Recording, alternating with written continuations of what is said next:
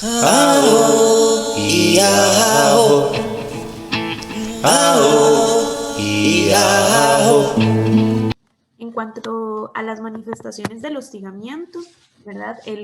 Tal como mencionaba Sigrid, ¿verdad? Los comentarios o los mal llamados elogios, piropos, ¿verdad? Son los más persistentes en cuanto a la forma de hostigamiento que perciben las mujeres encuestadas, principalmente en relación con el hostigamiento racial.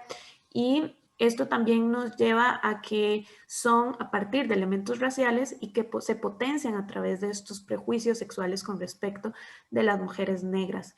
Sin embargo, es interesante también visualizar que el hostigamiento, según las mujeres encuestadas, carece de identificación en el sentido de que no siempre se percibe como hostigamiento sexual y de repente está sumamente naturalizado en la cotidianidad de sus áreas laborales. Por eso es importante visualizar las percepciones, porque aunque la mayoría de las mujeres encuestadas afirmaron haber recibido en algún momento este tipo de elogios o piropos que realmente les hacía ruido, ¿verdad? Que las ofendía, que las hace sentir incómodas.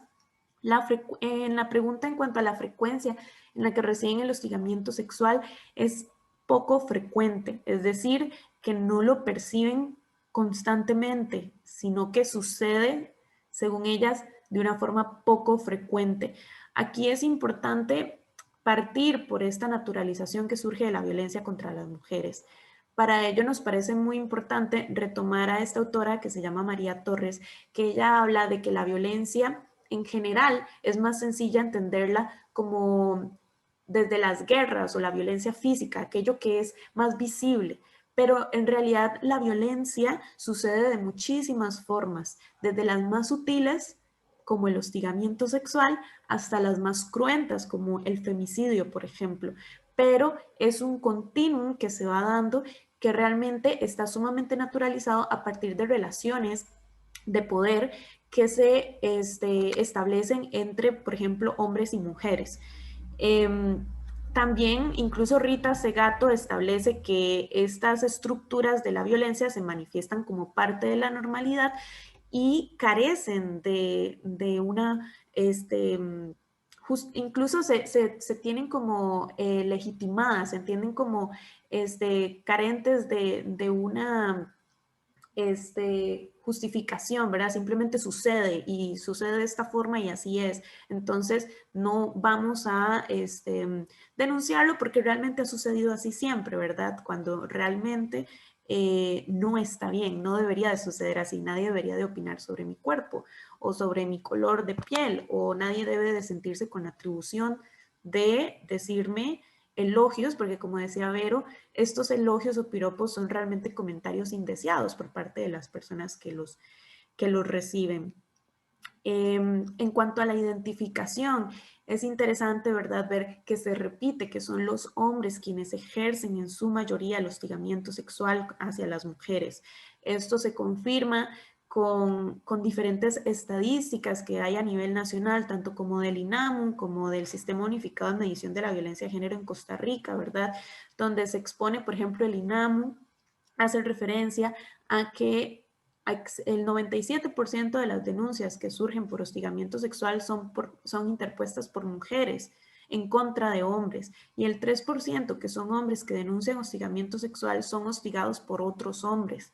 Es decir, que se podría decir que esta conducta es mayoritariamente ejercida por los hombres o de una cuestión de la misma formación de la masculinidad hegemónica, ¿verdad? Que es esta que de acuerdo con Bonino, entra dentro de una génesis patriarcal donde las relaciones entre hombres y mujeres son sumamente asimétricas.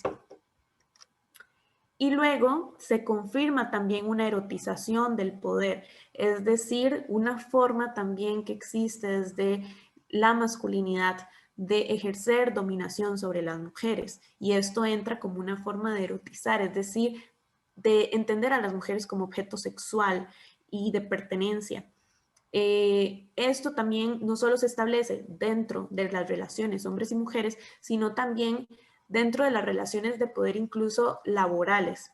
Se da algunas de las mujeres, 4 mujeres de las que encuestamos, establecen que este hostigamiento sexual proviene de jefaturas, ¿verdad? Es decir, que están en una posición, no solo son hombres, sino que están en una posición laboral de poder, por lo cual hay un desbalance y en muchas ocasiones pues también no se llega a denunciar porque no voy a denunciar a mi jefe porque me quedo sin trabajo, ¿verdad? Puede ser muchas de las situaciones que pueden surgir. La mayoría, como se puede observar en el gráfico, la mayoría de mujeres establecen que el hostigamiento proviene de compañeros. Sin embargo, no se establece la relación laboral, ¿verdad? Si es una relación de horizontalidad o si es una relación más asimétrica de poder. Entonces, se puede establecer que efectivamente las mujeres continuamos siendo las más afectadas en cuanto a la violencia sexual, en este caso del hostigamiento sexual que se ejerce. Se encuentran en mayor vulnerabilización, en este caso en sus espacios laborales.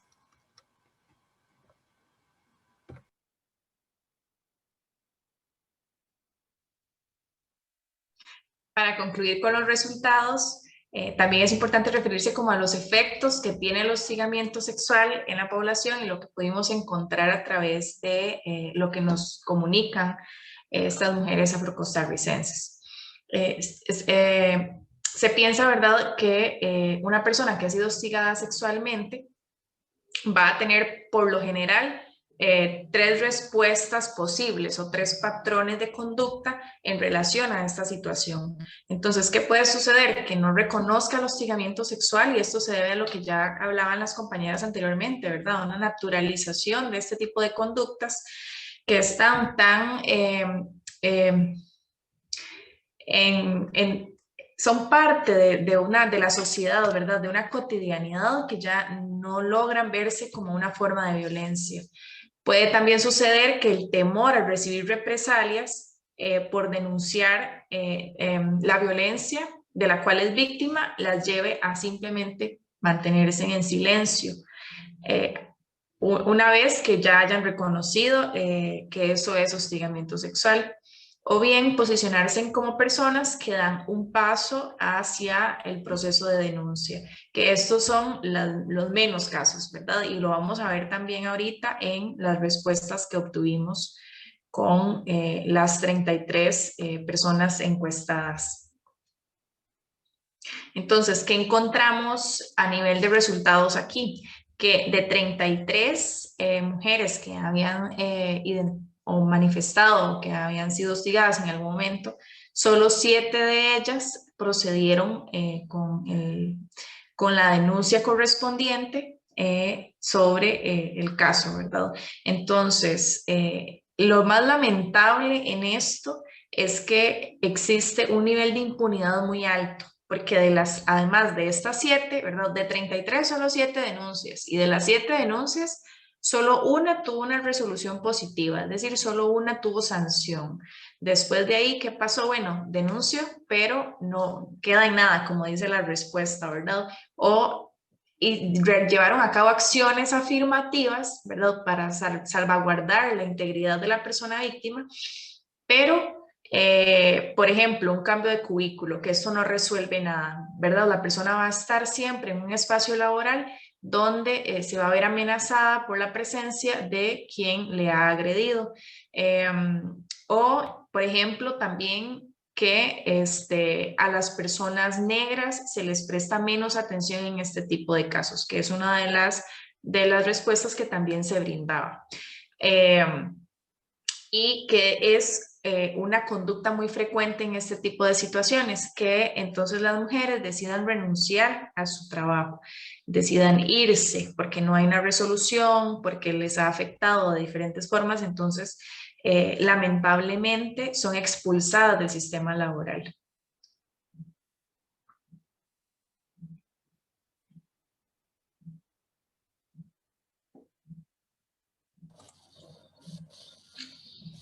Bueno, entonces para ir cerrando, podemos hacer algunas reflexiones sobre lo que hemos hablado hasta el momento. Queda claro que la discriminación existe en Costa Rica, a pesar de que hay gente que lo niega, y que es indispensable hablar de estos temas, ¿verdad? Sacarlos a la luz, porque de otro modo no vamos a confrontarla ni a acabar con ella. Y el hostigamiento verbal usualmente es referido a las partes del cuerpo. En cuanto a los modos de hostigamiento, hemos visto que también hay hostigamiento cibernético y hostigamiento, ¿verdad?, más visto.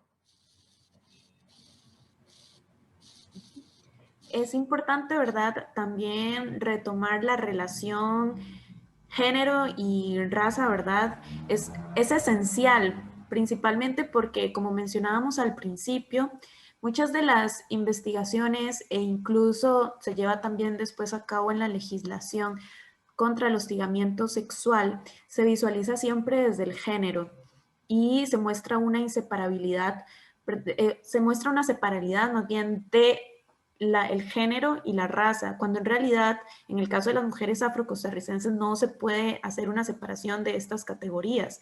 Es decir, no lo podemos visualizar de esa forma porque al final, como se pudo observar en los resultados, muchas de las formas en las que se manifiesta el hostigamiento sexual va de la mano con el hostigamiento racial, con estereotipos que históricamente han estado persistentes contra las personas negras, en este caso contra las mujeres afrocostarricenses, que son las que se ven afectadas por este tipo de hostigamiento.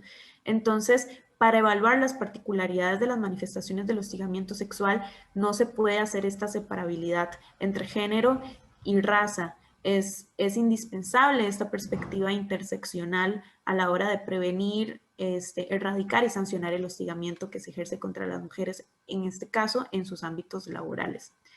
Asimismo, el hostigamiento como una conducta naturalizada es muy lamentable que todavía a todas las mujeres nos cuesta en muchos momentos específicos de nuestras vidas identificar aquella violencia que se ejerce contra nosotras.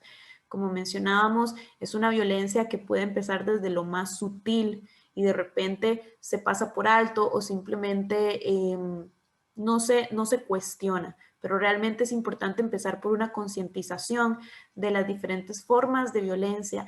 Esto es violencia, esto se debe de combatir, esto no debe de ser así, y hacer una concientización, por ejemplo, en un espacio laboral de todas las personas que trabajan en ese lugar, hablar de este tipo de conductas que no están bien y cómo pueden perjudicar el desempeño de las demás personas que también trabajan ahí, y hacer de este lugar un lugar libre de violencia, porque no solamente es la violencia, sino la afectación que tiene directamente con sus derechos humanos, su dignidad humana, que eventualmente se ve totalmente transgredida. Y esta naturalización de la que nos habla Dania es también una barrera que nos impide resolver el problema de la impunidad que existe en torno al hostigamiento sexual. Una vez que podamos ponerle nombre a este tipo de conductas, que podamos identificarlas como una forma de violencia, en ese momento es cuando vamos a poder resolver este tipo de conflictos y vamos a poder darle un lugar a las personas que han sido víctimas de hostigamiento sexual. Se siguen generando estrategias, se siguen generando políticas, protocolos, reglamentos, pero se quedan ahí, no hay una concientización, ¿verdad? Hasta no romper con patrones, ¿verdad?, de creencias, patrones mentales sobre qué es el hostigamiento, no vamos a poder proceder con esta parte de dejar impune todos estos casos. Y finalmente también reflexionando aquí con respecto a lo que ya Dania también nos adelantaba antes, sobre quiénes son las personas que ejercen principalmente este tipo de violencia, que está representado por los hombres, ¿verdad? Y no queremos ver como los hombres como el problema, sino la masculinidad, ¿verdad? Que ellos representan. Es una masculinidad hegemónica que viene a discriminar, a rechazar, que es sexista, que es violenta, que viene a generar violencia y sufrimiento contra las mujeres, ¿verdad? Hacia las mujeres. Entonces, es necesario un cambio y este cambio se debe generar desde la infancia. No es un cambio como que se pueda dar de un momento a otro y que, ¿verdad? Necesitamos un cambio cultural y el cambio cultural requiere de nuevos patrones educativos que vengan desde la primera infancia. Para poder resolver este tema de la masculinidad hegemónica, que es, como ya decíamos, una forma de imposición hacia las mujeres.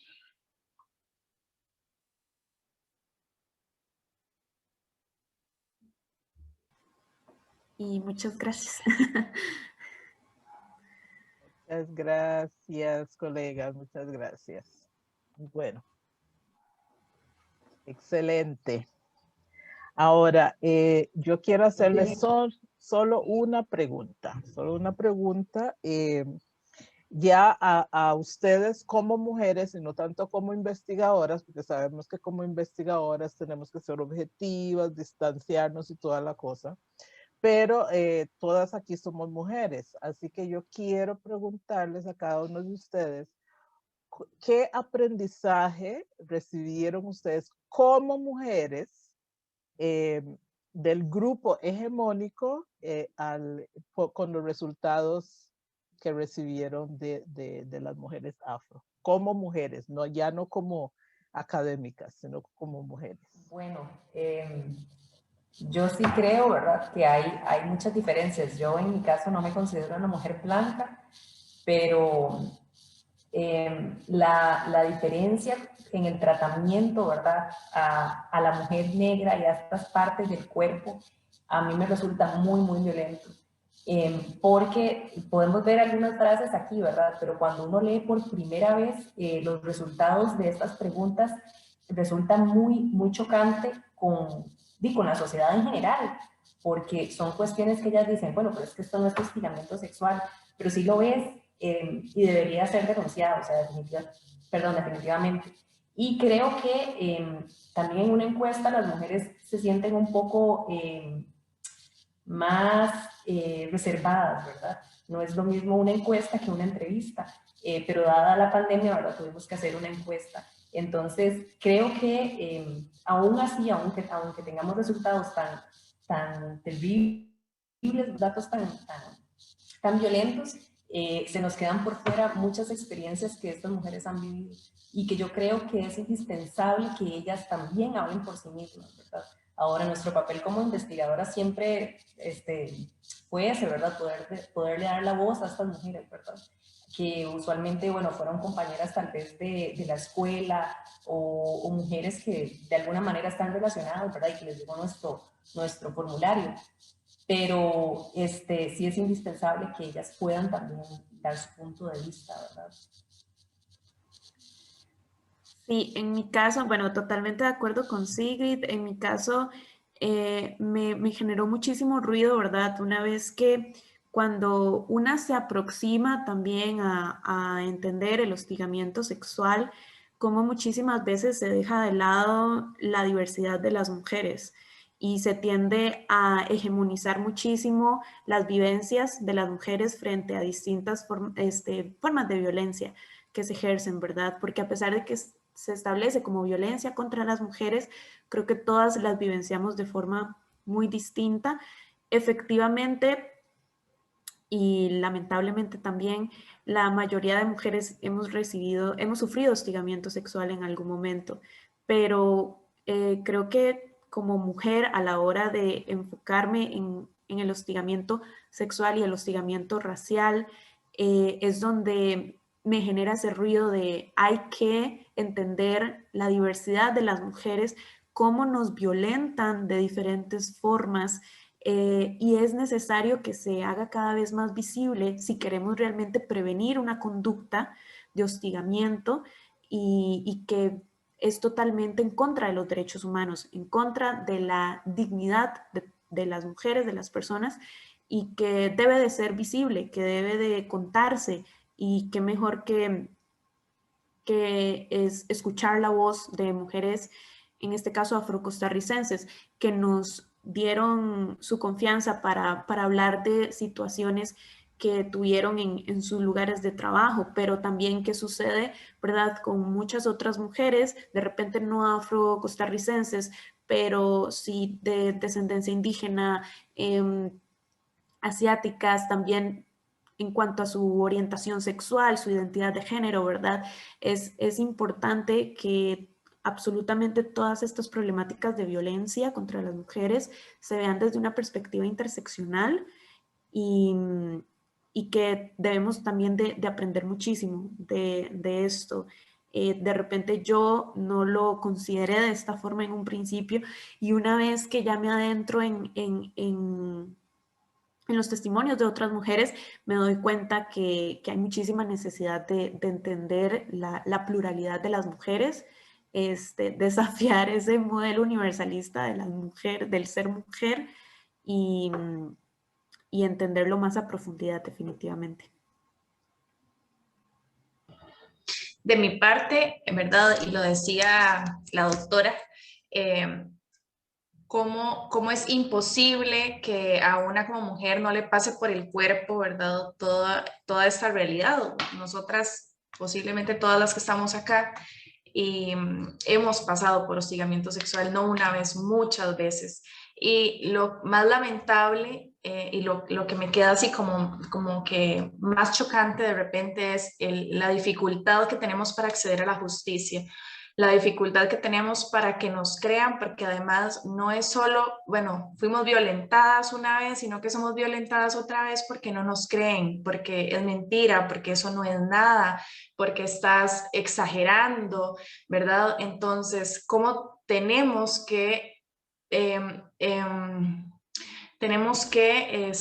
probar que hemos sido violentadas para poder de repente medio acceder a algo de justicia, pero no realmente como corresponde? Y que de verdad, y muy de la mano con lo que decía Dania, cómo es de importante darle voz, o que las mujeres, ¿verdad?, tengan la posibilidad de acceder a espacios donde sean escuchadas, ¿verdad? Este tema de la pluralidad de las mujeres, de que seamos tan diversas, que tengamos diferentes posibilidades y recursos y capacidades de acceder a espacios, es lo que termina pues zanjando, ¿verdad?, una gran diferencia en que se puedan reconocer sus derechos y no. Si hablamos, por ejemplo, de mujeres migrantes, si hablamos, por ejemplo, de mujeres, bueno, en el caso de mujeres afrocostarricenses, si hablamos de mujeres indígenas, si hablamos de mujeres de condiciones socioeconómicas más difíciles, ¿verdad? Entonces, todo este tipo de realidades hace todavía más inalcanzable el acceso a la justicia. Entonces, bueno, creo que es importante crear o generar espacios donde todas las mujeres tengan la posibilidad de alzar la voz o de poder hablar de sus realidades y de poder entenderlas desde esa particularidad, ¿verdad? No desde una homogenización de cómo se vive el hostigamiento sexual. Muchas gracias, colegas. Otra vez, agradecerles por compartir con el mundo estos resultados, y solo me resta preguntarles si tienen una última cosa que decir antes de terminar esta grabación. Yo, bueno, de mi parte, muy agradecida por este espacio. Me parecen sumamente necesarios e importantes que existan estas plataformas, ¿verdad? Para poder conversar de lo que sucede allá afuera, de llegar a más personas, de repente que no se quede todo en una cuestión académica, ¿verdad? Sino también trabajar en conjunto por esa concientización a nivel general, que todas las personas somos parte, ¿verdad?, de este proceso de cambio cultural, de educación, y me parece que es lindísimo que existan estos espacios para poder conversar y compartir un poco con otras personas. Sí, de mi parte también muy agradecida de poder haber participado un ratito en este espacio, de poder compartir con todas ustedes que, ¿verdad? Desde la realidad que tenemos ahorita con el tema de la pandemia, no podemos como estar juntas, pero podemos discutir, dialogar y compartir, ¿verdad? Este tipo de investigaciones, de resultados que obtuvimos, bueno, en espacios académicos, pero que reflejan las realidades de allá afuera.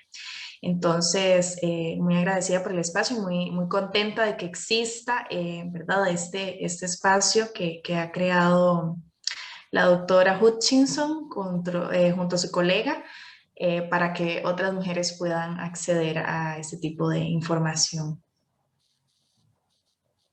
Igualmente, reitero el agradecimiento. Gracias. Aho, Iaho. Aho, Iaho.